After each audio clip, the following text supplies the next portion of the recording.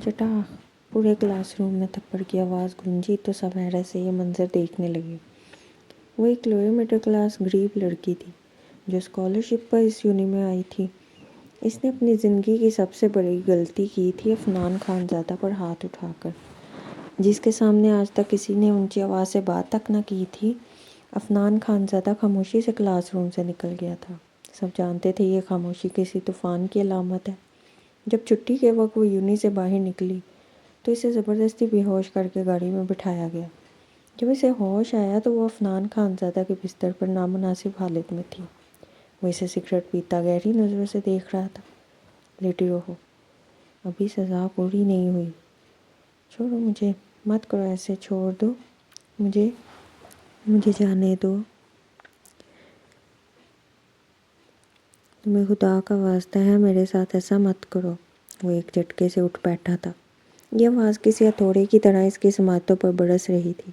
اس کا پورا وجود پسینے سے شرابور تھا اور ایسے پچھلے 5 سال سے ہو رہا تھا۔ اس نے اس کی یادوں سے اپنا پیچھا چھڑانے کی کوشش کی تھی، مگر لاکھ کوشش کے باوجود وہ اس کی یادوں سے پیچھا نہ چھڑوایا۔ نیند کی میڈیسن لینے کے باوجود بھی سو نہیں پاتا تھا۔ آدھی آدھی رات کو یوں ہی اٹھ بیٹھتا تھا۔ اس کی اذیت ناک چیخیں اسے اپنے کانوں میں گونجتی ہوئی سنائی دیتی تھی۔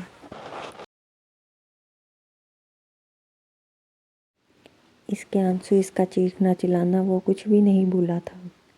اسے ابھی تک سب کچھ یاد تھا۔ اس کی زندگی بے حد مشکل ہو گئی تھی۔ حالانکہ اس وقت وہ بہت ریلیکس تھا۔ اسے لگتا تھا کہ وہ اس کے لیے کوئی اہمیت نہیں رکھتی، اسے یوں چٹکیوں میں بھول جائے گا، مگر اب 5 سال گزر جانے کے بعد بھی وہ اسے بھول نہیں پایا تھا۔ وہ اس کے لیے اہمیت نہ رکھنے کے باوجود بھی اہم ہو گئی تھی۔ وہ اتنی اہم ہو گئی تھی کہ اب اس نے راتوں میں اس کا سونا بھی محال کر رکھا تھا۔ عفنان خان زادہ دن بدن اپنے گناہوں کے بوجھ تلے دبتا جا رہا تھا۔ اس کے دل پر گناہوں کا بوجھ روز بروز بڑھتا چلا جا رہا تھا۔ اس کا سارا سکون غارت ہو چکا تھا۔ نیندیں حرام ہو چکی تھیں اور عجیب سی حالت ہو رہی تھی، وہ خود سے بھی بیگانہ ہوتا جا رہا تھا۔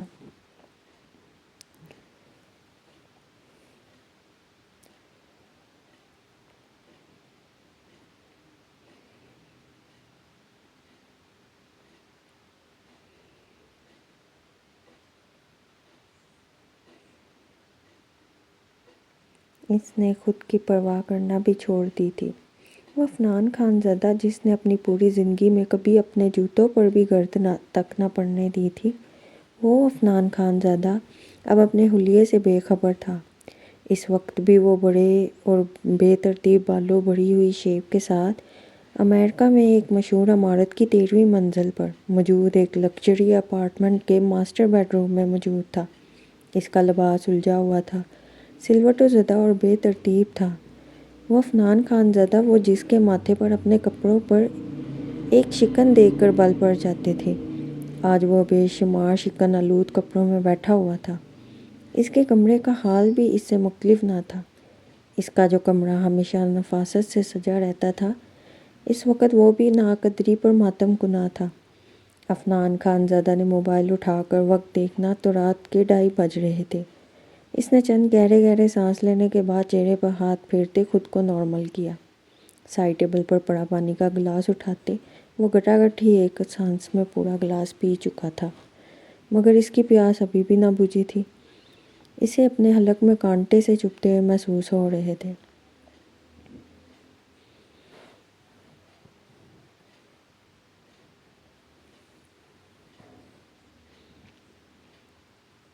وہ کچھ دیر بے مقصد دیواروں کو گھورتا رہا اور پھر اس کے بعد اٹھ کر وضو بنانے کی نیت سے واش روم کی طرف چلا گیا۔ تھوڑی دیر بعد جب وہ واش روم سے نکلا تو اس کے چہرے سے پانی ٹپک رہا تھا۔ تولیے کے ساتھ چہرہ صاف کرتے اس نے جائے نماز اٹھائی اور بیڈ کی بائیں طرف جائے نماز بچھا دی۔ اس نے انتہائی خشوع و خضوع کے ساتھ نماز ادا کی اور اس کے بعد دعا کے لیے ہاتھ اٹھاتے ہی وہ سسک سسک کر بچوں کی طرح رو پڑا تھا۔ خدا سے اپنے اس گناہ کی معافی مانگنے لگا تھا جو اس نے طاقت اور غرور کے نشے میں کیا تھا۔ اللہ نے اسے اس کی خوب سزا دی تھی۔ وہ اس سے معافی مانگنے کا حق کھو چکا تھا۔ اب اللہ سے ہی اپنے کیے کی معافی مانگ رہا تھا۔ یہ سوچ سوچ کر کہ شاید کسی لمحے خدا کو بھی اس پہ ترس آ جائے اور اس کے لیے آسانی ہو جائے، مگر نہ جانے وہ گھڑی کب آنی تھی، کیا پتہ آنی بھی تھی یا نہیں۔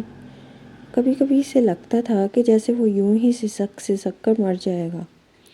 اس کا ایک غلط قدم اسے کہاں سے کہاں لے آیا تھا۔ وہ سب سے دور ہو گیا تھا، سب سے دور۔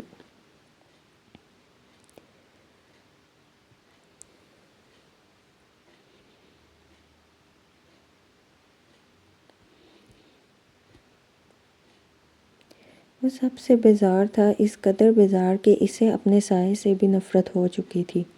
شروع میں اس نے اپنی موت کے لیے بے تحاشا دعائیں کی تھی، مگر افسوس کہ اسے موت بھی نہ آئی تھی۔ نہ جانے اس کی قسمت میں ابھی کیا کچھ جھیلنا باقی تھا، نہ جانے اس کی یہ آزمائش کب ہونی تھی ختم، کب اسے قرار ملنا تھا۔ اپنے رب کے آگے کھل کر رونے کے بعد وہ اٹھا، جائے نماز طے کر کے اپنی جگہ پر رکھتے ہوئے قرآن پاک لے کر بیڈ پر بیٹھ گیا۔ تلاوت کرنے لگا تھا۔ اس دوران بھی اس کی آنکھوں سے آنسو مسلسل گر رہے تھے۔ اپنے انجام کا پڑھ کر اس پر کپ کپی سی طاری ہو جاتی تھی اور پھر پورا دن وہ اسی کیفیت میں گزار دیتا تھا۔ وہ ایک دن اس کی پوری زندگی کو جیسے ایک جگہ روک سا گیا تھا۔ نہ وہ واپس پلٹ سکتا تھا اور نہ ہی آگے بڑھ سکتا تھا۔ وہ تلاوت سے فارغ ہو کر بیٹھا تو آنکھیں موندتے ہی ماضی اس کے دریچوں پر دستک دینے لگا۔ یار وہ دیکھ کیا کیا پیس ہے، یونی میں کمال ہی ہو گیا، ساجد نے ایک طرف اشارہ کرتے عفنان خانزادہ سے کہا تھا۔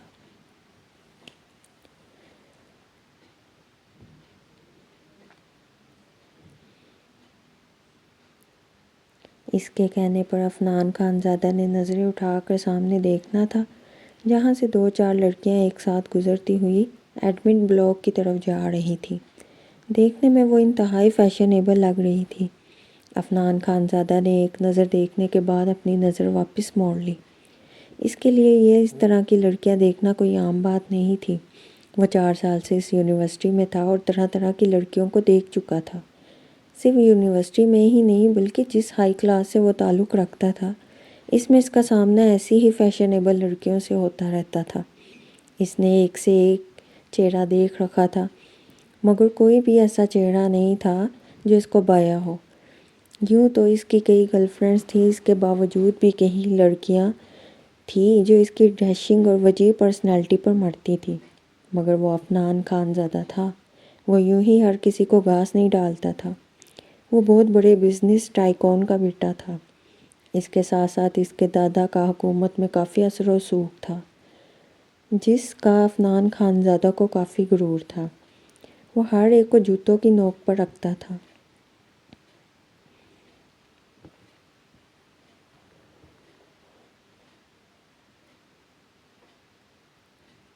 وہ غریبوں سے تو ایسے خاص قسم کی چڑ اور نفرت تھی، اپنے سے نچلے طبقے کے لوگوں کی اس کی نظر میں کوئی حیثیت ہی نہیں تھی۔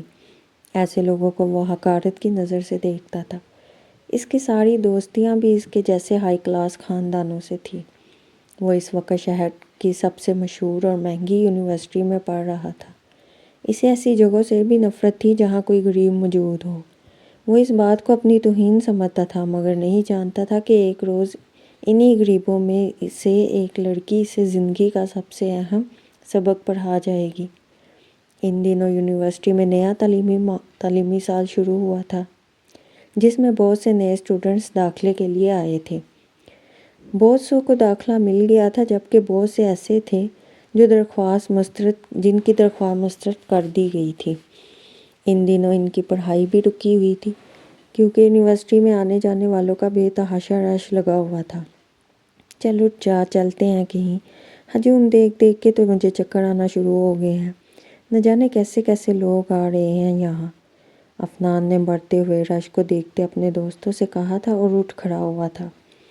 کہاں جا رہا ہے؟ ارے دیکھ تو صحیح کیسی کیسی ہوریں اتر رہی ہیں آج ہماری یونیورسٹی میں۔ میں تو کہتا ہوں کہ اپنے تو واڑے ہی نیارے ہو گئے ہیں۔ پرانے چہرے دیکھ دیکھ کر میں بے حد بور ہو چکا تھا۔ شکر اب کچھ نئی شکلیں دیکھنے کو ملی ہیں۔ ان کے ساتھ اس یونیورسٹی میں آخری سال بھی مزے سے گزر جائیں گے۔ میں تو ان میں سے 4-5 سیٹ کر ہی لوں گا۔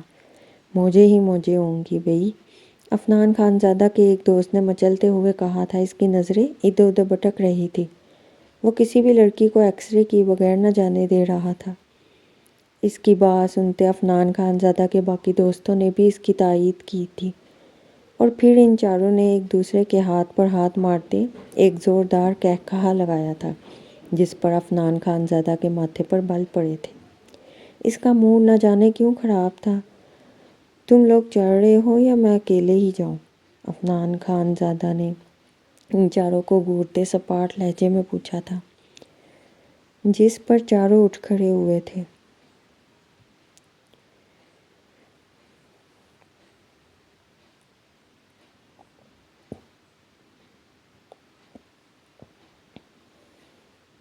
ارے بھئی یہ تو بتاؤ کہاں جانے کا ارادہ ہے؟ ایک نے عفنان خان زادہ کے کندھے پہ ہاتھ رکھتے ہوئے پوچھا تھا۔ کہیں بھی جاؤں مگر اس جگہ نہیں بیٹھ سکتا۔ سیور پر چلتے ہیں، وہیں بیٹھتے ہیں، یہاں تو اب سارا دن یہی آنا جانا لگا رہے گا، اور مجھ سے یہ سب نہیں دیکھا جا رہا۔ مجھے تو اپنے آنے پر ہی افسوس ہو رہا ہے۔ اچھی بھلی نینا نے ڈیٹ آفر کی تھی اور میں ٹھکرا دی، تو اچھا تھا کہ میں اسی کے ساتھ چلا جاتا، عفنان خان زادہ نے افسوس بھرے لہجے میں کہا تھا۔ پھر وہ پانچوں یونیورسٹی کے بیرونی دروازے کی جانب بڑھے تھے۔ عفنان خان زادہ حسب معمول اور حسب عادت مغرور سے انداز میں چڑھ رہا تھا۔ اس سے پہلے کہ وہ یونیورسٹی سے باہر نکلتے، عین اسی وقت سامنے سے ایک لڑکی بڑک رفتاری سے آتی ہوئی اگلے ہی لمحے وہ عفنان خان زادہ سے ٹکرا گئی۔ اس کے نتیجے میں بری طرح سے توازن کھوتے زمین بوس ہوئی تھی۔ عفنان خان زادہ کو تو اس کے ٹکرانے سے کوئی فرق نہ پڑا تھا، مگر اس لڑکی کے منہ سے چیخ نکل گئی تھی، جس پر سب لوگ اس کی طرف متوجہ ہو گئے تھے۔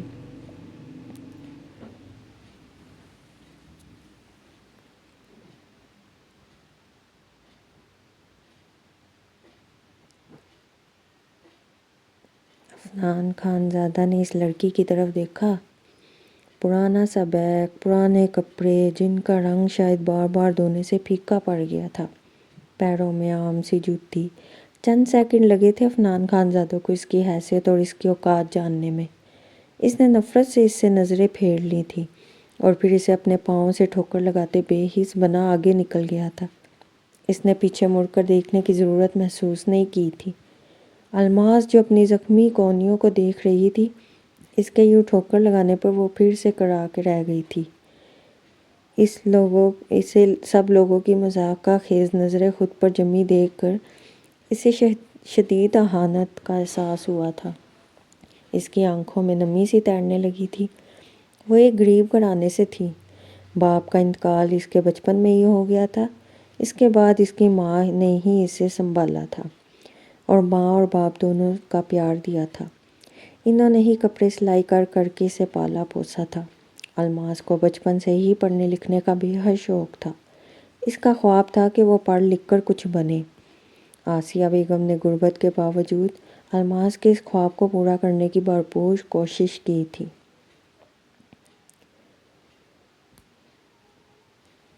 کہیں مرتبہ ایسا ہوتا تھا کہ الماس حالات سے تھک ہار کر ہمت ہار جایا کرتی تھی، مگر آسیہ بیگم نے ہمت نہ ہاری تھی۔ انہوں نے الماس کے پڑھنے کے خواب کو ہی اپنی زندگی کا مقصد بنا لیا تھا۔ وہ بہت بچا بچا کر پیسہ استعمال کرتی تھی۔ ماں بیٹی نے چھوٹی بڑی سب خواہشات ترک کر دی تھی۔ آسیہ بیگم الماس کو سمجھاتی تھی کہ پریشان ہونے کی ضرورت نہیں ہے، اللہ پہ بھروسہ رکھو، وہ سب ٹھیک کر دے گا۔ انہی کی دعاؤں اور محنت کی بدولت آج الماس شہر کی سب سے بڑی اور مہنگی یونیورسٹی میں تھی، جس میں آنے کا وہ کبھی سوچ بھی نہیں سکتی تھی، کیونکہ جتنی اس یونیورسٹی کی ایک مہینے کی فیس تھی، الماس کی 7 پشتیں بھی ہوتی تو نہ ادا کر پاتی۔ مگر یہ الماس کی محنت کا ہی نتیجہ تھا کہ اس نے ایف ایس سی میں ٹاپ کیا تھا۔ اس کا A+ گریڈ آیا تھا، تبھی ایک دوست کے کہنے پر اس نے بجھے دل کے ساتھ اسکالرشپ کے لیے اپلائی کر دیا تھا۔ خود اسے بھی یقین نہ تھا کہ اسے اسکالرشپ ملے گی، مگر اس کی قسمت نے اس کا ساتھ دیا تھا، اور ایسا ہو گیا تھا کہ الماس کو آج صبح صبح ہی کال آئی تھی۔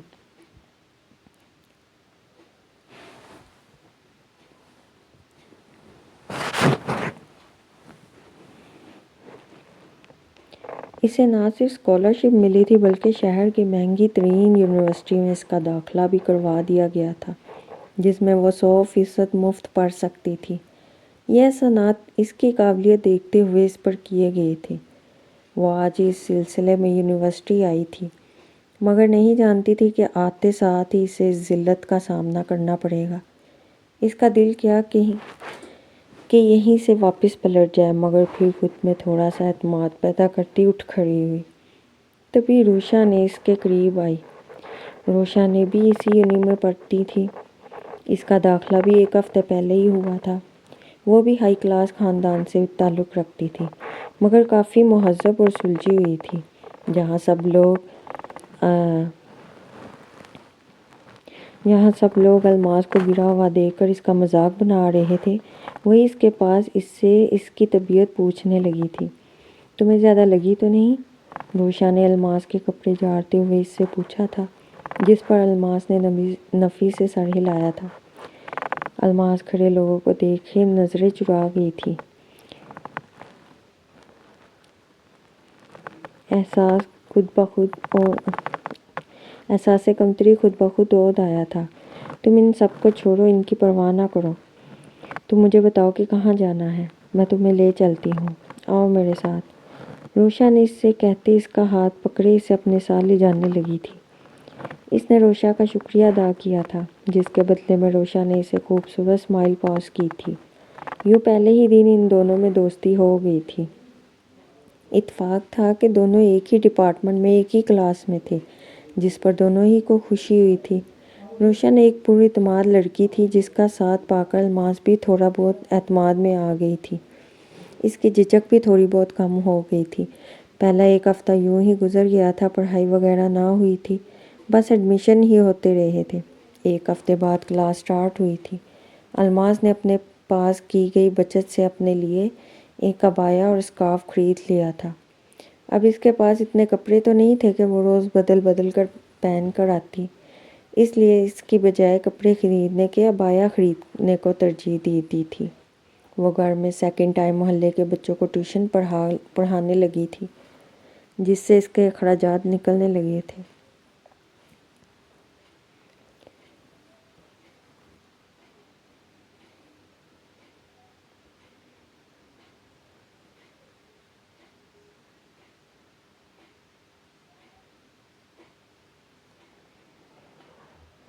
اس روز وہ کچھ جلدی ہی یونیورسٹی آ گئی تھی۔ روشا اب تک نہ آئی تھی۔ الماس سیدھا کلاس میں ہی آ گئی۔ یہ سوچ کر کلاس میں بیٹھ گئی کہ روشا کا انتظار کر لے گی۔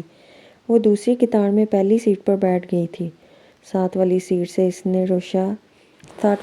اس نے روشا کے لیے رکھ لی تھی۔ آج سے ان کی باقاعدہ کلاس شروع ہونے والی تھی، مگر اسٹوڈنٹس کلاس کی بجائے باہر گھوم پھر رہے تھے۔ الماس کچھ دیر ان سب کو دیکھتی رہی، پھر اپنی نظریں اپنے رجسٹر پر مرکوز کر لی تھی۔ ابھی تھوڑی ہی دیر گزری تھی کہ تبھی کوئی الماس کے پاس آ کر کھڑا ہوا تھا۔ اے لڑکی، اٹھو یہاں سے، یہ میری سیٹ ہے، عفنان خان زادہ کو افت سے اسے دیکھتے ہوئے کہا تھا۔ الماس نے بس ایک نظر اسے دیکھا تھا اور اسے پہچان گئی تھی کہ یہ وہی لڑکا تھا جس سے پہلے روز ٹکرائی تھی۔ میں اس پر بیٹھ چکی ہوں، آپ کہیں اور جا کر بیٹھ جائیں، الماس نے کہتے ساتھ رخ پھیر لیا تھا۔ عفنان خان زادہ غم و غصے سے اسے دیکھ کر رہ گیا تھا۔ عفنان خان زادہ نے اس سے کچھ کہنا چاہا تھا، تبھی پروفیسر کلاس میں داخل ہوئے تھے۔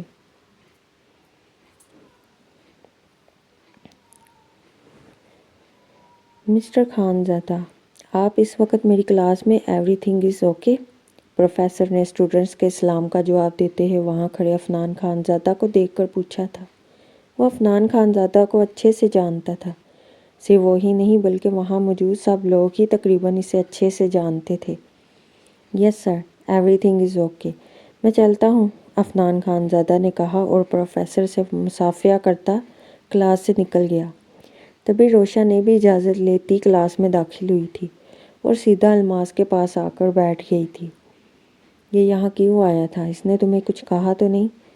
اپنا بیگ رکھتے ہوئے روشا نے سرگوشی کی تھی۔ الماس سے عفنان خان زادہ کے بارے میں پوچھا تھا۔ نہیں، کچھ نہیں، کیسے جانتی ہو کیا؟ الماس نے روشا سے پوچھا۔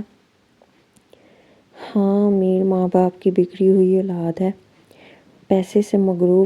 پیسے نے اسے مغرور کر دیا ہے، اکثر یوں ہی دوسری کلاسوں میں گھس کر اسٹوڈنٹس کو تنگ کرتا رہتا ہے، ذرا اس سے بچ کر ہی رہنا۔ روشا نے اسے عفنان خانزادہ کے بارے میں بتاتے ہوئے اسے خبردار بھی کیا تھا۔ پروفیسر نے سب کو اپنی طرف متوجہ کرتے ہوئے ایک سے اس کا تعارف پوچھا تھا۔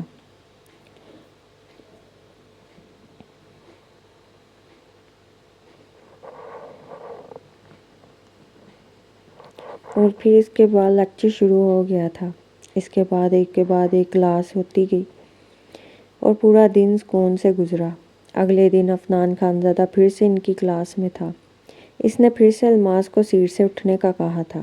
الماس اسے کوئی جواب دینے ہی والی تھی کہ جبھی روشا نے اٹھ کر اپنے ساتھ اسے بھی اٹھا گئی اور اسے لے کر دوسری جگہ جا کر بیٹھ گئی۔ یہ کیا کر رہی ہو روشا؟ تم نے اپنی جگہ کیوں چھوڑ دی؟ الماس نے روشا سے پوچھا۔ میں نے تمہیں بتایا تو تھا کہ اس کے دوست انتہائی بگڑے ہوئے ہیں، اگر ہم جگہ نہ چھوڑتی تو پوری یونیورسٹی میں ہمارا جینا حرام کر کے رکھ دیتے، اس لیے میں نے جگہ چھوڑ دی۔ تم چھوڑو، اس کو دفع کرو۔ تھوڑی ہی دیر بعد اس قطار میں بیٹھی ساری لڑکیاں اٹھ کر وہاں سے دوسری سیٹوں پر بیٹھ گئیں اور پوری قطار عفنان خانزادہ اور اس کے دوستوں نے سنبھال لی تھی۔ نہ جانے وہ اپنی کلاس چھوڑ کر یہاں کیا لینے آیا تھا۔ الماس نے یہ بات سوچی تھی، مگر جلد ہی اسے اس بات کا جواب بھی مل گیا تھا۔ وہ لوگ یہاں صرف اور صرف لڑکیاں تاڑنے ہی آئے تھے۔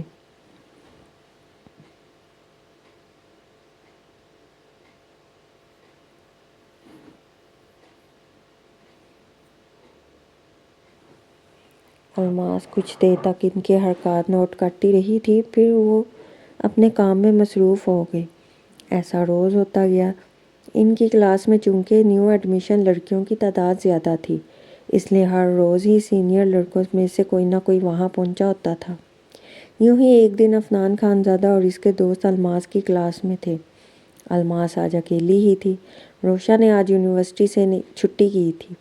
ایسے میں عفنان خانزادہ کے دوستوں کی نظریں خود پر جمی دیکھ کر الماس کو بے حد غصہ آیا تھا۔ اس کا دل کیا کہ آگے بڑھ کر ان کا منہ نوچ لے، مگر ایسا وہ صرف سوچ ہی سکی تھی، ایسا کرنے کی ہمت اس میں نہیں تھی۔ وہ بہت ضبط کیے بیٹھی رہی تھی، پورے لیکچر کے دوران بے چین رہی تھی، اس لیے جو ہی لیکچر ختم ہوا وہ فوراً ہی اپنی چیزیں لیٹی اٹھ کھڑی ہوئی اور ارادہ یہاں سے جانے کا تھا۔ آگے بڑھی اور جو ہی عفنان خانزادہ کی سیٹ کے پاس سے گزرنے لگی، عین اسی وقت عفنان خانزادہ نے کھڑے ہوتے اس کی کلائی پکڑ لی تھی۔ الماس کی تو ایک لمحے کے لیے سانسیں ہی رک گئی تھی، مگر پھر اسے یوں کہ جیسے کسی نے اس کے وجود میں آگ سی بھر دی ہو۔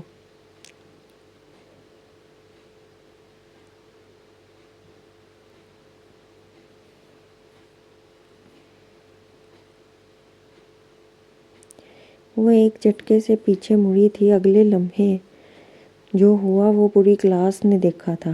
چٹاخ کی زوردار آواز سے پورا کلاس روم گونج اٹھا تھا۔ تم گھٹیا انسان، تمہاری ہمت بھی کیسے ہوئی مجھے ہاتھ لگانے کی؟ امیر زادے ہوگے تو تم اپنے گھر کے، میں تمہارے گھر سے نہیں کھاتی۔ اپنی دولت کا روب کسی اور پر جمانا۔ دوبارہ مجھے ہاتھ لگانے کی کوشش کی تو یہ ہاتھ توڑ کر دوسرے ہاتھ میں دے دوں گی۔ الماس میں نہ جانے اتنی ہمت کہاں سے آ گئی تھی کہ وہ بنا سوچے سمجھے بولی گئی تھی۔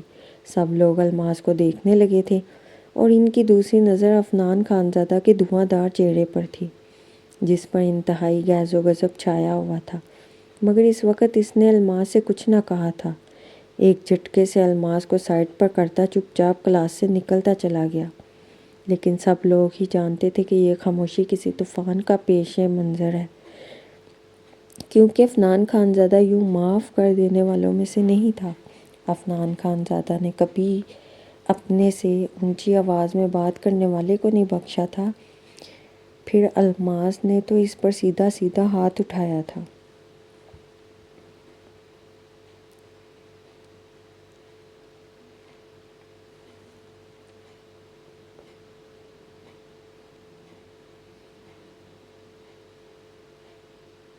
وہ بھی بڑی ہوئی کلاس کے سامنے وہ اسے کیسے بخش دیتا؟ سب لوگ سوچ رہے تھے کہ اب عفنان خان زادہ کا اگلا عمل کیا ہوگا، وہ کیا کرے گا، مگر الماس کو کوئی پرواہ نہیں تھی۔ وہ ہر چیز سے بے نیاز بیٹھی ہوئی تھی۔ اسے پرواہ نہیں تھی کہ اس نے عفنان خان زادہ کو تھپڑ مارا تھا۔ اس کے نزدیک عفنان خان زادہ اسی چیز کا مستحق تھا جو اسے مل چکی تھی۔ اس کے بعد وہ پورا دن اسے نظر نہیں آیا تھا جس پر الماس نے سکون کا سانس بھرا تھا۔ وہ بار بار ایسے شخص کا سامنا کرنا بھی نہیں چاہتی تھی۔ اسے عفنان خان زادہ کو دیکھتے ہی اس سے نفرت سی محسوس ہونے لگتی تھی، لیکن وہ نہیں جانتی تھی کہ آج اس پر ہاتھ اٹھا کر وہ کتنی بڑی غلطی کر چکی تھی۔ نہ جانے اب عفنان خان زادہ اس تھپڑ کا بدلہ کیسے لینے والا تھا۔ اس کی خاموشی کسی طوفان کا پیش خیمہ ثابت ہونے والی تھی۔ اور ہوا بھی یوں کہ چھٹی کے وقت الماس یونی سے اکیلے ہی نکلی تھی۔ جب روشا اس کے ساتھ ہوتی تو وہ اسے زبردستی اپنے ساتھ اپنی گاڑی میں بٹھا لیتی تھی اور اسے اس کے گھر تک ڈراپ کر کے چلی جاتی تھی۔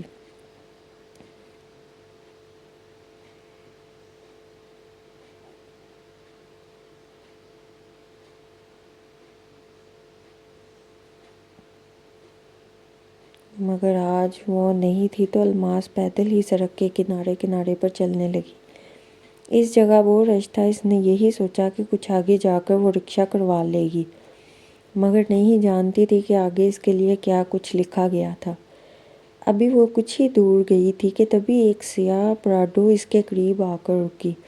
الماس نے جیسے ہی اس طرف دیکھا، اسی لمحے گاڑی کا دروازہ کھلا اور کسی نے اسے گاڑی میں کھینچ کر دروازہ بند کر دیا۔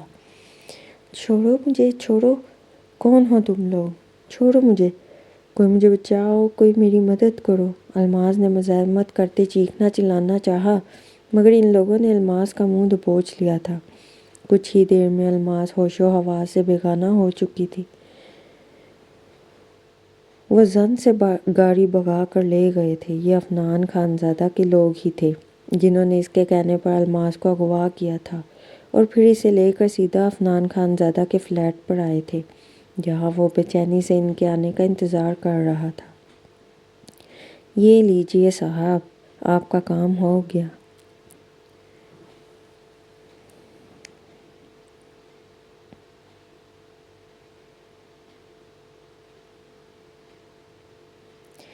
انہوں نے بے ہوش الماس کو لا کر صوفے پہ چھوڑا۔ میں نے کہا تھا نا اس کو ہوش میں ہی لانا ہے، پھر اسے بے ہوش کیوں کیا؟ الماس کو بے ہوش دیکھتے عفنان خان زادہ ان پر برسا تھا۔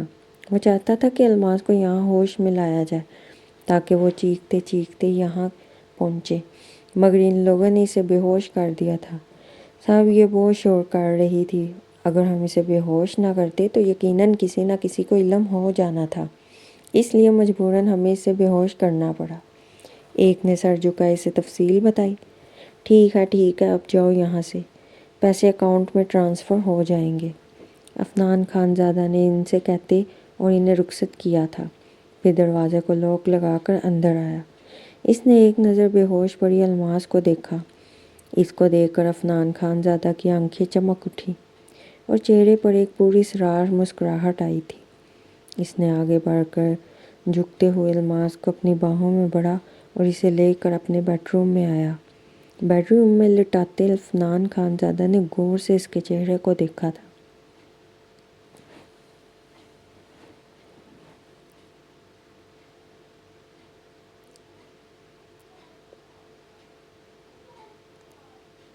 تم چہرے سے تو بہت معصوم دکھتی ہو، لیکن معصوم ہو نہیں۔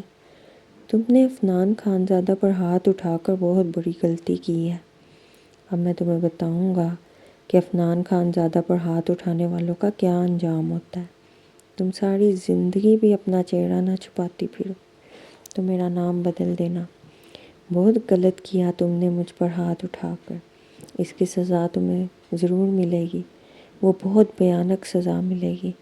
عفنان خان زادہ اس سے کہتا ہوا اس کے پاس بیٹھ گیا، پھر اپنے ارادوں کو تکمیل دینے لگا۔ بیچ میں ہی رک گیا۔ وہ یوں نہیں کرنا چاہتا تھا، وہ تو اسے تکلیف دینا چاہتا تھا، اسے تڑپانا چاہتا تھا۔ اس لیے وہ اس سے دور ہوا اور سگریٹ کی ڈبیا اور لائٹر اٹھا کر صوفے پر جا کر بیٹھ گیا اور الماس کے ہوش میں آنے کا انتظار کرنے لگا۔ وہ جان چکا تھا کہ جو کچھ وہ اس کے ساتھ کر چکا ہے اتنے میں ہی مر جائے گی، اس لیے اس کا اطمینان قابل دید تھا۔ وہ بیٹھا سگریٹ پر سگریٹ پھونکتا رہا اور اسے دیکھتا رہا۔ الماس کو تقریباً آدھے گھنٹے بعد ہوش آیا تھا۔ اس کے حواس بیدار ہوئے تو اس نے آنکھیں کھول کر دیکھا۔ خود کو انجان جگہ دیکھ کر ایک دم اس کے ذہن میں کچھ کلک تھا، اسے سب یاد ہو گیا۔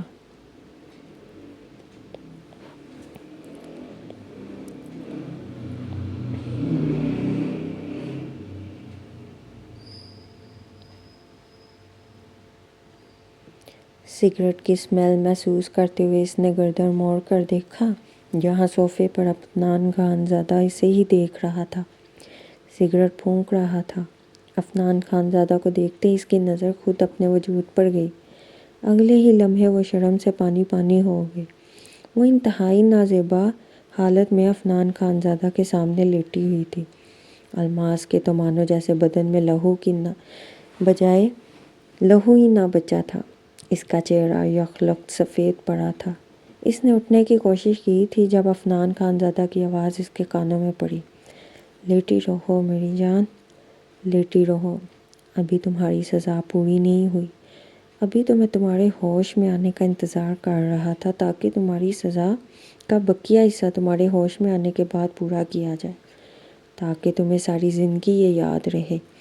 عفنان خان زادہ نے کہتے سگریٹ ایش ٹرے میں مسلا اور چلتے ہوئے الماس کے قریب آیا، جس کی آنکھوں سے آنسو جاری ہو چکے تھے۔ عفنان خان زادہ کو اپنی طرف بڑھتے دیکھ کر اس کی ریڑھ کی ہڈی میں سنسناہٹ دوڑ گئی تھی۔ وہ ایک دم سے سیدھی ہوئی، پیچھے ہوئی اور خود کے وجود کو چھپانے کے لیے کوئی چیز ڈھونڈنے لگی، مگر افسوس کہ وہاں کچھ بھی ایسا نہیں تھا۔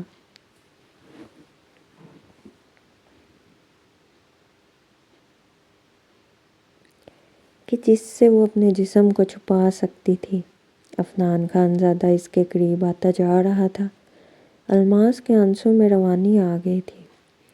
پلیز مجھے جانے دو، میرے ساتھ ایسا مت کرو، میں تم سے معافی مانگتی ہوں، میں ہاتھ جوڑ کر معافی مانگنے کے لیے تیار ہوں۔ تم کہو تو میں تمہارے پیر بھی پکڑ لوں گی، لیکن پلیز مجھے جانے دو، میرے ساتھ یہ ظلم مت کرو، میری عزت بخش دو، میرے پاس میری عزت کے سوا کچھ نہیں ہے، پلیز اسے یوں پامال نہ کرو۔ وہ عفنان خان زادہ کے سامنے ہاتھ جوڑے کہنے لگی تھی، مگر عفنان خان زادہ کو اس کے آنسوں سے کوئی فرق نہ پڑا تھا، نہ ہی اس پر کسی فریاد کا اثر ہوا تھا۔ وہ ہنوز اس کے قریب جا رہا تھا۔ اس کے قریب جاتے وہ اس پر جھک گیا۔ وہ اس کے اتنا قریب تھا کہ الماس کو اس کی گرم سانسیں اپنے چہرے پر پڑتی محسوس ہوئی۔ عفنان خان زادہ کی ڈکشنری میں معافی نام کا کوئی لفظ نہیں ہے، اور نہ ہی کبھی ہوگا۔ تم خود کو کوئی ترم خان سمجھتی تھی نا، تمہاری ساری عقل تو میں ابھی دور کر دوں گا۔ تمہیں بتاؤں گا کہ عفنان خان زادہ پر ہاتھ اٹھانے کا انجام کیا ہوتا ہے۔ عفنان خان زادہ انتہائی سرد لہجے میں کہتا اس کی گردن پر اپنے دانت گاڑ گیا۔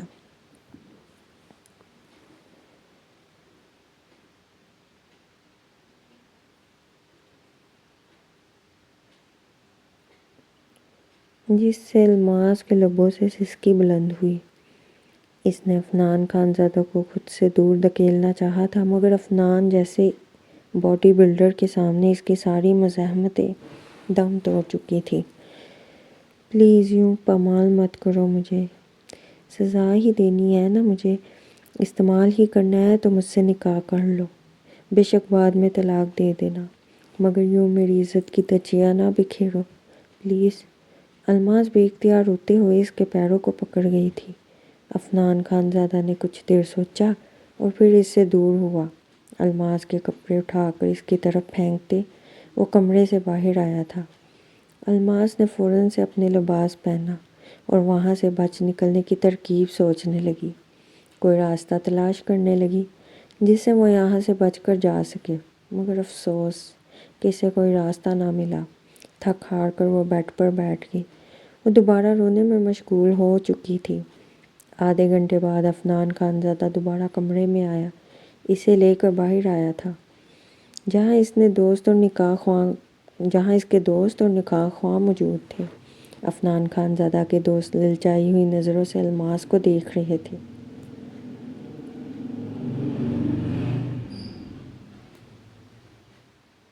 اس قدر ذلت پر الماس کا دل چاہا کہ زمین پھٹے اور وہ اس میں سما جائے۔ عفنان خان زادہ نے صوفے پر بیٹھنے کا اشارہ کیا تو وہ کسی بے جان گڑیا کی طرح چلتی ہوئی صوفے پر آ کر بیٹھ گئی۔ نکاح شروع ہوا اور چند گھڑیوں میں ہی نکاح کی کارروائی مکمل ہو چکی تھی۔ الماس بے حس و حرکت بیٹھی ہوئی تھی۔ یوں تو نکاح تحفظ دینے کا نام تھا، مگر وہ جانتی تھی کہ یہاں نکاح کے نام پر اس کی عزت کو لوٹا جائے گا، اسے کوئی تحفظ نہیں ملنے والا تھا، یہ بات وہ جانتی تھی۔ اب چلو اٹھو، ابھی کب تک یہاں بیٹھے رہنے کا ارادہ ہے؟ یہ مت سمجھنا کہ میں نے تم سے ارادہ کیا ہے تو اپنا ارادہ بدل دوں گا۔ میں نے تم سے نکاح صرف اور صرف اپنا بدلہ لینے کے لیے کیا ہے۔ اس نکاح کی میری نظر میں کوئی حیثیت نہیں ہے۔ میں اپنا بدلہ پورا ہوتے ہی تمہیں طلاق دے دوں گا۔ عفنان خان زادہ نے بے حس و حرکت بیٹھے دیکھ کر کہا۔ اس کے لہجے میں الماس کے لیے سوائے حقارت اور نفرت کے اور کچھ بھی نہ تھا۔ اس نے کھینچتے ہوئے اسے اٹھایا اور اپنے کمرے میں لے گیا، اور پھر اس الماس کی کسی بھی التجا کا اثر نہ ہوا تھا۔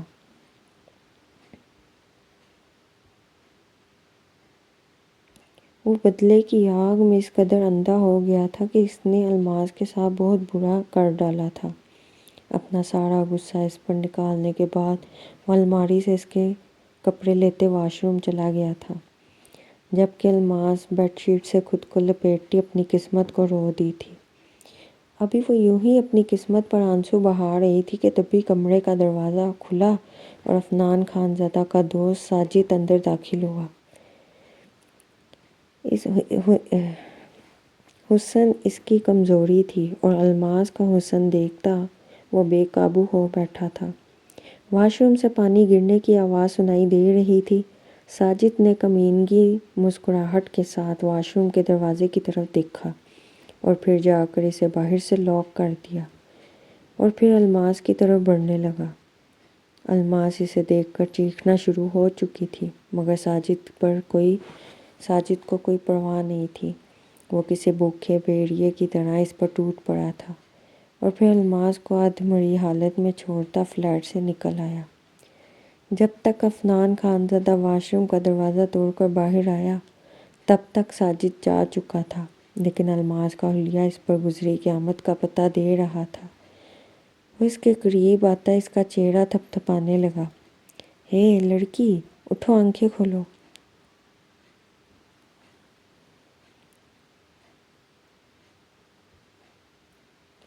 تم آنکھیں کیوں نہیں کھول رہی؟ بتاؤ مجھے، کون تھا وہ؟ بتاؤ، میں تم سے پوچھ رہا ہوں، کون تھا کمرے میں؟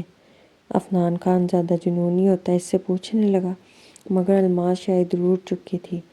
اس نے ذرا سی آنکھیں کھول کر عفنان خان زادہ کو دیکھا، اور عفنان خان زادہ کو یوں لگا کہ جیسے اس کا دل مٹھی میں آ گیا ہو۔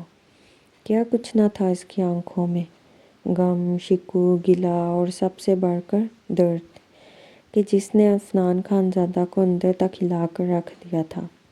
عفنان خان زادہ دہل کر رہ گیا تھا۔ الماس نے صرف چند لمحے تک آنکھیں کھول کر اسے دیکھا اور اس کے بعد اپنی آنکھیں ہمیشہ ہمیشہ کے لیے مون لی تھی۔ وہ اس بے رحم دنیا سے بہت دور جا کر گہری نیند سو گئی تھی۔ اس کا حلیہ ٹھیک کرتے عفنان خان زادہ اسے لے کر اسپتال پہنچا۔ I am sorry mister Khanzada, she is no more. Doctor نے آ کر اسے خبر دی۔ عفنان خان زادہ نے بے ساختہ دیوار تھام لی تھی۔ میں مر جاؤں گی، اس کے کانوں میں بے ساختہ الماس کی آواز گونجی تھی۔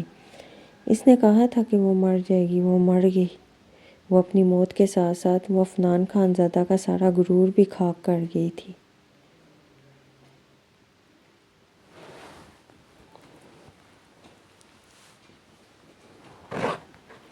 عفنان خان زادہ کو بے ساختہ گھٹن سی محسوس ہوئی۔ اس اس کھلے سے ماحول میں بھی اسے ایسا لگا کہ جیسے آکسیجن کی کمی ہو گئی ہو۔ وہ بے ساختہ باہر کی طرف بھاگا اور گاڑی میں بیٹھتے گاڑی بھگا کر لے گیا۔ اس کو کچھ سمجھ نہیں آ رہی تھی کہ اس کے ساتھ ہوا کیا ہے اور کیا ہو رہا ہے۔ 4 سے 5 گھنٹے یوں ہی بے مقصد سڑک پر گاڑی دوڑانے کے بعد اسے خیال آیا کہ وہ اس کی میت کو وہیں اسپتال چھوڑ آیا ہے۔ یہ خیال آتے ہی اس نے گاڑی اسپتال کی طرف موڑی تھی۔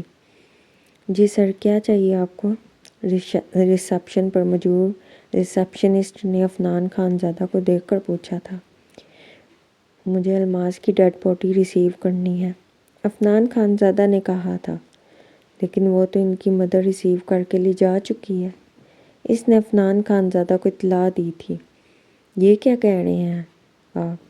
اسے میں یہاں لایا تھا، پھر آپ یوں کیسے کس کی میت کسی اور کو دے سکتے ہیں؟ عفنان خانزادہ غصے سے بولا تھا۔ دیکھیں مسٹر، یہ ہسپتال ہے، اپنی آواز دھیمی رکھیے، تماشا نہ کریں۔ اس لڑکی کی ماں یہاں اپنی دوائی لینے آئی تھی، وہ ہمیشہ یہیں سے دوا لے کر جاتی تھی۔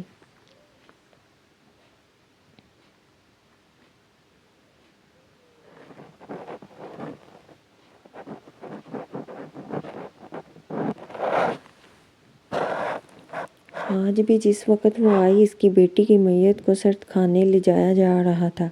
اس نے دیکھا اور اپنی بیٹی کو پہچان گئی۔ وہ لے گئی ہے اسے اپنے ساتھ، اب اس میں ہمارا کیا قصور ہے؟ وہ اسے تیز لہجے میں کہتے اس سے رخ پھیر گئی تھی۔ یہ ایک سرکاری اسپتال تھا۔ عفنان خانزادہ کو اس وقت یہی قریب لگا تھا۔ عفنان خانزادہ نے وہاں سے نکلتے الماس کے گھر کا ایڈریس نکالا تھا اور وہاں گیا تھا۔ جب وہاں پہنچا تو اسے معلوم ہوا کہ الماس کی تدفین ہو چکی تھی۔ عفنان خانزادہ وہیں سے لوٹ آیا تھا۔ اس میں اتنی ہمت نہ تھی کہ وہ الماس کی ماں کا سامنا کرتا، اور شاید قدرت بھی یہی چاہتی تھی، کیونکہ اگر وہ الماس کی ماں سے مل لیتا تو ایک گہرے راز سے پردہ اٹھ جانا تھا جو کب سے چھپا ہوا تھا۔ شاید قدرت بھی نہیں چاہتی تھی کہ وہ راز ابھی فاش ہو، اسی لیے عفنان خانزادہ کی ملاقات الماس کی ماں سے نہ ہو پائی۔ عفنان خانزادہ وہاں سے گھر آیا اور کمرہ بند ہو گیا۔ چند ہی دنوں میں سب کو عفنان خانزادہ کی حرکت کے بارے میں معلوم ہو گیا۔ سب نے اسے بہت ڈانٹا تھا۔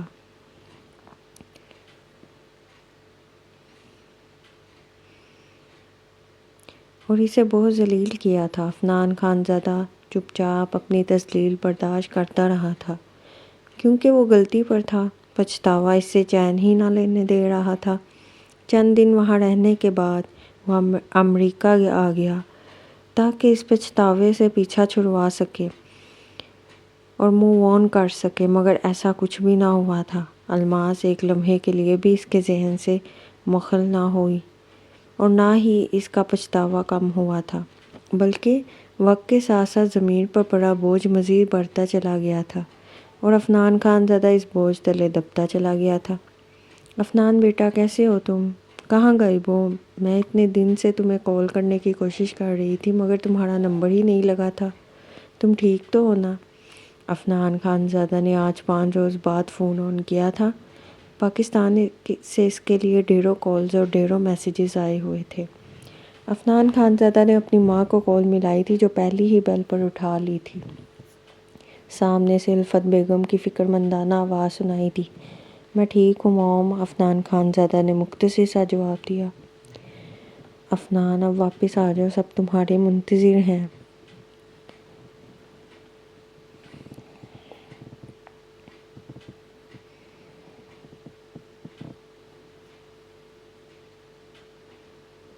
الفت بیگم نے التجا کی تھی، وہ 5 سال سے اپنے بیٹے کے فراق میں تڑپ رہی تھی، اب ان کی برداشت بھی جواب دے چکی تھی۔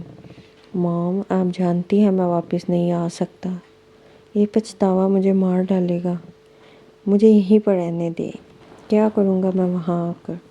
عفنان خانزادہ نے اذیت سے کہا تھا۔ عفنان میرے بچے، یوں مت کہو، بھول جاؤ اسے، وہ شاید قدرت کی کوئی آزمائش تھی۔ میری جان، تم واپس آ جاؤ، تمہاری دادی جان نے تمہارے لیے بہت اچھی لڑکی تلاش کی ہے اور اسے تمہارے نام کی انگوٹھی بھی پہنا آئے ہیں۔ وہ بچی تمہاری منتظر ہے بیٹا، آ جاؤ واپس۔ تمہاری دادی جان کی آخری خواہش ہے کہ وہ تمہارے سر پر صحرا سجا ہوا دیکھیں، ورنہ ڈاکٹروں نے انہیں جواب دے دیا ہے۔ الفت بیگم نے اسے بتایا تھا کیا ہوا دادی جان کو؟ عفنان خان زادہ نے فکر مندی سے پوچھا۔ بیٹا ان کو کینسر ہو گیا تھا، بہت علاج کرایا تمہارے دادا نے، مگر انہیں افاقہ نہیں ہوا۔ ان کے پاس وقت بہت کم ہے، تم لوٹ آؤ پلیز، ان کی آخری خواہش پوری کر دو۔ الفت بیگم نے اس سے کہا تو عفنان خان زادہ دادی جان کے بارے میں سنتا تڑپ اٹھا تھا۔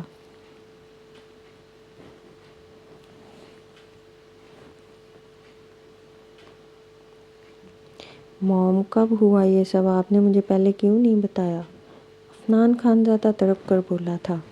عفنان، تمہاری ہی دادی جان نے منع کیا تھا مجھے، ورنہ میں تو تمہیں بتانا چاہتی تھی۔ بس تم جلدی سے آ جاؤ، الفت بیگم نے کہا تھا۔ آپ فکر نہ کریں موم، آپ دادی جان سے کہیں کہ میں آ رہا ہوں، میں خود انہیں لے کر جاؤں گا اور خود ان کا علاج کرواؤں گا، عفنان نے کہا تھا، اور پھر اسی وقت اس نے اپنی ٹکٹ کروائی۔ پہلی فلائٹ سے وہ پاکستان آ پہنچا تھا، جہاں بہت کچھ بدلنے والا تھا اور بہت سے رازوں سے پردے اٹھنے والے تھے۔ گھر میں سب اسے دیکھ کر کھل سے اٹھے تھے، وہ بھی سب سے مل کر کافی حد تک پرسکون ہوا تھا۔ دادی کی زبان پر ایک ہی بات تھی کہ اس نے عفنان کی شادی کروانی ہے۔ عفنان نے بہت انکار کیا تھا، وہ شادی نہیں کرنا چاہتا تھا، مگر دادی جان نے اس کے کسی انکار کو خاطر میں نہیں لایا تھا۔ دادی جان آپ بالکل ٹھیک ہو جائیں گی، وہ آپ فکر نہ کریں، میں اچھے ڈاکٹر سے آپ کی اپائنٹمنٹ لوں گا، آپ کو کچھ نہیں ہونے دوں گا۔ عفنان خان زادہ نے شادی کی بات آتے ہی پھر سے دادی سے کہا تھا۔ نہیں تو چاہتا ہے کہ تیری بوڑھی دادی یہ حسرت دل میں لیے ہی مر جائے تو صاف صاف کہہ دی، یہ بہانے کرنے کی ضرورت نہیں ہے، دادی جان نے ناراض سے لہجے میں کہا تھا۔ ارے نہیں دادی جان، ایسا کچھ نہیں ہے، جیسا آپ چاہتی ہیں ویسا ہی ہوگا، میں تیار ہوں، آپ جب کہیں گی جہاں کہیں گی میں شادی کرنے کے لیے تیار ہوں۔ بالآخر عفنان خان زادہ نے دادی جان کے آگے ہتھیار ڈال دیے تھے۔ یوں گھر میں اس کی تیاریاں شروع ہو چکی تھی۔ عفنان، تمہیں پتہ ہے تمہاری دادی نے کسی لڑکی کا انتخاب کیا ہے؟ الفت بیگم نے عفنان خان زادہ سے پوچھا تھا۔ وہ مجھے غرض نہیں، وہ جو بھی ہو، عفنان نے لاپرواہی سے کہا تھا۔ ارے سن تو لو، حیران رہ جاؤ گے تم۔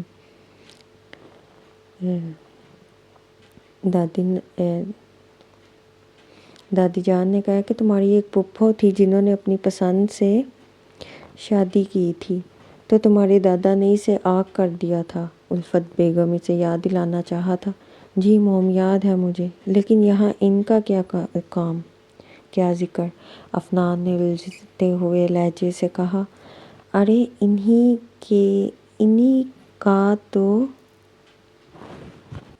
کا تو ذکر ہے، چند عرصے پہلے وہ تمہاری دادی جان کو بازار میں ملی تھی، بہت برا حال تھا ان کا۔ دادی جان کی حالت تمہارے سامنے ہے، وہ تمہاری پھپھو کو گھر لے آئیں اور پھر انہیں یہی قریب گھر لے کر دیا، اور تمہاری شادی انہی کی بیٹی سے طے ہوئی ہے، بیچاری بہت اچھی اور معصوم بچی ہے۔ الفت بیگم نے عفنان کو تفصیل بتائی، جسے سن کر عفنان واقعی حیران ہوا تھا، مگر اس نے کہا کچھ بھی نہیں تھا، یوں اس کی شادی اس کی پھپھو کی بیٹی سے کروا دی گئی تھی، جسے اس نے دیکھا تک نہیں تھا۔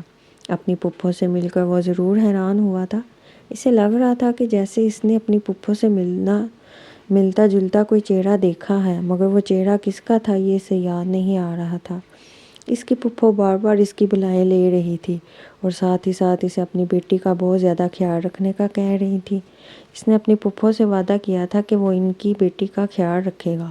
وہ کمرے میں آیا تو وہ عروسی لال جوڑا پہنے گھونگھٹ نکالے اور اس کی منتظر تھی۔ وہ چلتا ہوا بیڈ کے قریب آیا تھا، جیب سے منہ دکھائی کا تحفہ نکال کر اس کے سامنے بیڈ پر رکھا۔ یہ لو تمہاری منہ دکھائی کا تحفہ، میں جانتا ہوں تمہیں مجھ سے بہت سی امیدیں ہوں گی، تم بہت سے خواب سجا کر اس گھر میں آئی ہوگی، مگر میں تمہیں کسی دھوکے میں نہیں رکھنا چاہتا۔ میں تمہیں کلیئر کر دینا چاہتا ہوں کہ یہ شادی میں نے صرف اپنی دادی جان کے کہنے پر کی ہے۔ تمہیں اس گھر میں سب کچھ ملے گا، مگر مجھ سے تمہیں کچھ نہیں ملے گا۔ نہ میں تمہیں تمہارا حق دے سکتا ہوں، نہ ہی محبت، اور ایسا کب تک رہے گا۔ میں اس بارے میں بھی کچھ نہیں کہہ سکتا، کیونکہ میں اپنے حصے کی محبت کر چکا ہوں۔ عفنان خان زادہ نے کہا اور اٹھ کر کھڑا ہو گیا۔ وہ رخ موڑ کر کھڑا ہو گیا، لیکن جو ہی اس کی نظر سامنے لگے آئینے پر پڑی، وہ ایک جھٹکے سے پیچھے مڑا تھا، اور اسی لمحے اسے اپنی آنکھوں پر یقین نہیں آیا تھا۔ وہی چہرہ، وہی آنکھیں، وہی لب، ذرا برابر بھی فرق نہیں تھا۔ ہاں، یہ وہی تھی، یہ الماس ہی تھی۔ تم زندہ ہو؟ او مائی گاڈ، تم زندہ ہو! مجھے یقین نہیں آ رہا۔ یا اللہ، تیرا لاکھ لاکھ شکر ہے۔ الماس، مجھے معاف کر دو پلیز، مجھے معاف کر دو، میں تمہارا گنہگار ہوں۔ میں نے تمہارے ساتھ بہت غلط کیا، لیکن یقین جانو، میں تب سے اب تک ایک لمحے کے لیے بھی سکون سے نہیں بیٹھا۔ عفنان خان زادہ روتے ہوئے الماس کے پیر پکڑ گیا تھا۔ الماس دنگ رہ گئی۔ یہ تو وہ عفنان تھا ہی نہیں کہ جس کو اس نے اس وقت دیکھا تھا۔ یہ تو کوئی اور ہی شخص لگ رہا تھا، جسے اس کے پچھتاوے نے رول دیا تھا۔ الماس، میں نے تمہارے مجرم کو سزا دے دی تھی، جس نے تمہارے ساتھ غلط کیا تھا۔ میں نے اسے انجام تک پہنچا دیا تھا، مگر میرا انجام نہیں ہو رہا تھا۔ تم جو چاہو، جو سزا دینا چاہو مجھے دے دو، مگر کچھ بھی کر کے میرے اندر سے یہ پچھتاوا ختم کر دو۔ میں مر جاؤں گا، یہ بوجھ مجھ سے مزید نہیں اٹھایا جائے گا۔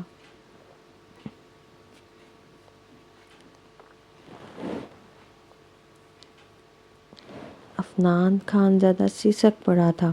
میں مانتی ہوں کہ آپ نے میرے ساتھ غلط کیا تھا، مگر انجانے میں ہی آپ نے میری زندگی بچائی تھی۔ اس روز اگر آپ مجھے وقت پر ہسپتال لے کر نہ جاتے تو شاید میں آج آپ کے سامنے نہ ہوتی۔ الماس نے اپنے پیر پیچھے کرتے ہوئے کہا۔ یہ سچ تھا کہ اسے عفنان خان زادہ سے بہت نفرت ہوئی تھی، تبھی اس نے خود کو مردہ قرار دے دیا تھا۔ وہ اس کی شکل بھی نہیں دیکھنا چاہتی تھی، مگر وقت گزرنے کے ساتھ ساتھ اس نے عفنان خان زادہ کو معاف کر دیا تھا، کیونکہ وہ جو بھی جیسا بھی تھا اس کا شوہر تھا۔ پھر اسے معلوم ہوا کہ وہ اس کا کزن بھی تھا، اور الفت بیگم کی زبانی اسے عفنان خان زادہ کی حالت کے بارے میں معلوم ہوا تھا۔ تب الماس نے بھی اللہ کی رضا کی خاطر اسے معاف کر دیا تھا، اور آج وہ اسی کے سامنے موجود تھی۔